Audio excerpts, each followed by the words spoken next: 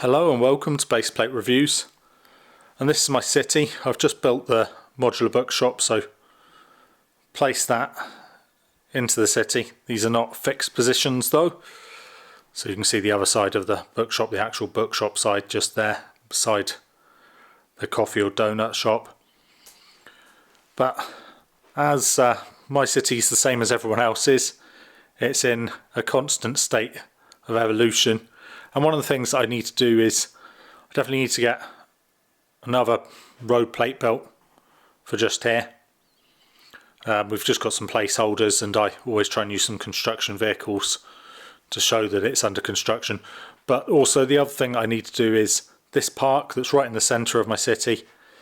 You can see at the sides there's really not much space for people to walk past. It's just a couple of studs wide, so what I really need to do is get this out of there and just reduce the size by a couple of studs.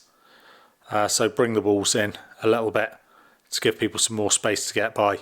So I'm going to do that. I'm going to get a road plate built, and also I'm probably going to move the Ninjago City Gardens out and away from the city. So to the back of my tables over there, because it isn't really supposed to be part of this. And that will let me have a few more choices about where to place buildings. Anyway, I'm going to get to that. So I've pulled the park out the city. It's on the giant kind of base plates, but they're on Mills plates. So even though really big, it was really easy to get these moved, as I will show you.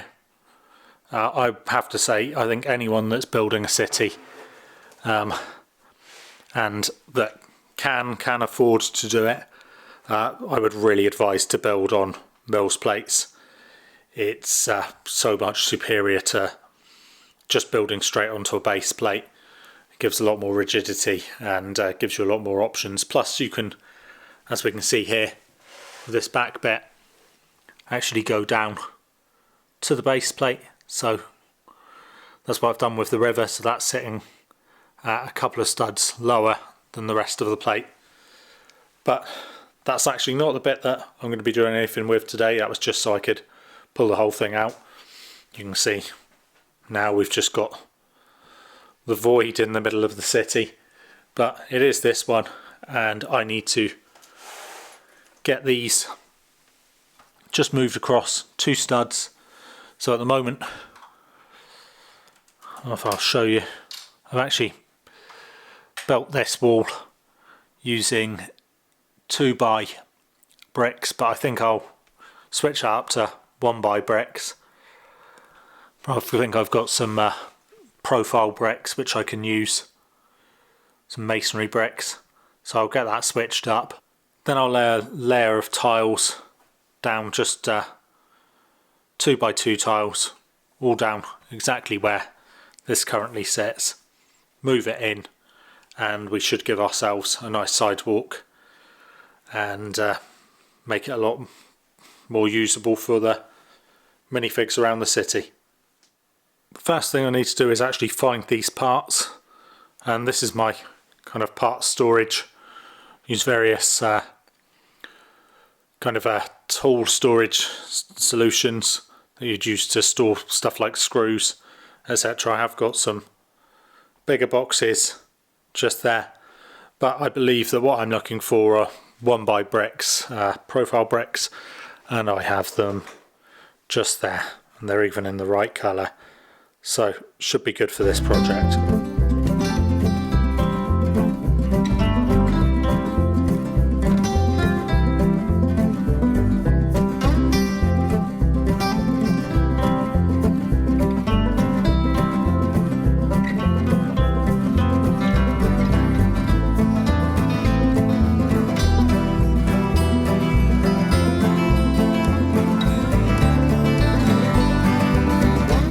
So with that small upgrade, I should be able to slide this back into place, and we should have some more walkable streets for sure.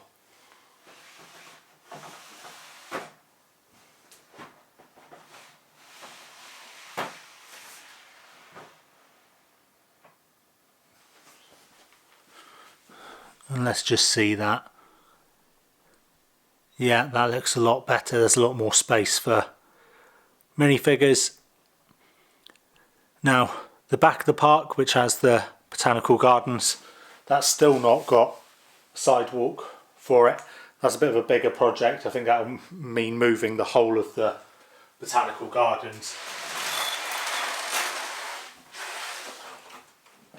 But anyway, if we slide that back into place, we should see how this all looks again.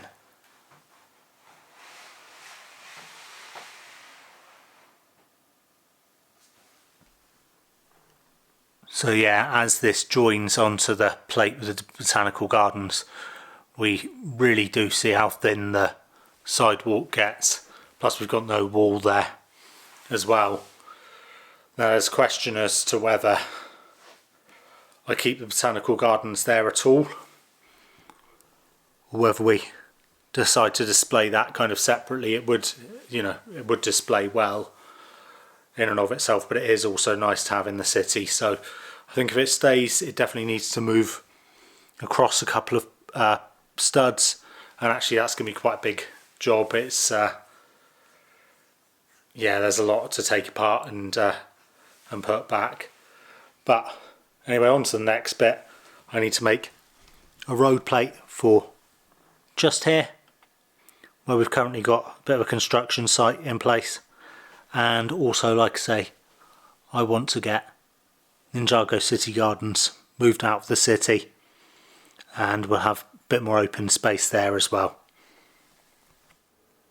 I've got my regular base plate here and lots of parts to turn it into a Mills road plate, just like this.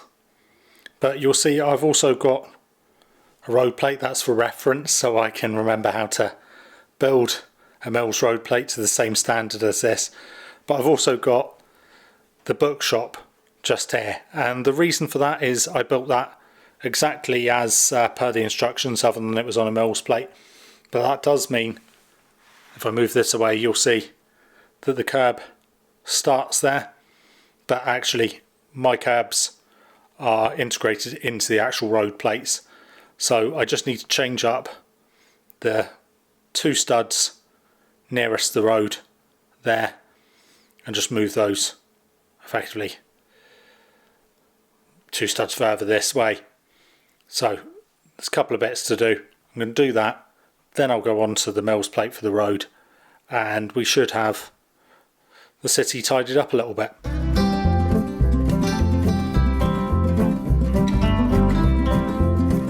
To be clear here, I don't think there's one standard that should be used for a Lego city, but I do think it's important that whatever standards you choose, that you ensure you maintain a level of consistency.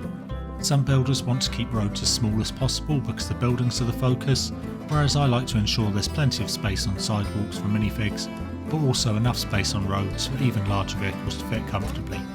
Either way, it's all good.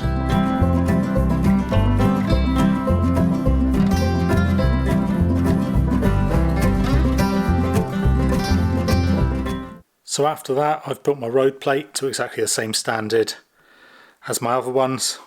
The drains in the same place, same number of cycle path parts, and the same type of street lights as well.